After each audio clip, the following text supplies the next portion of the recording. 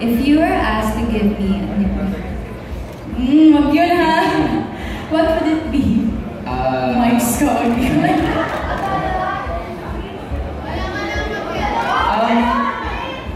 Siyempre, Nadine. Or Pumpkin.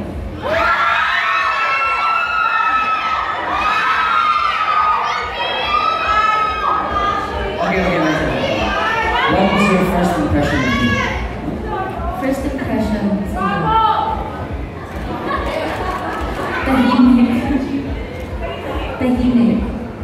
Dun yun sa music video shoot niya ng alam niya ba? Kasi hirap na hirap akong kausapin siya kasi syempre English mo speak, di ba?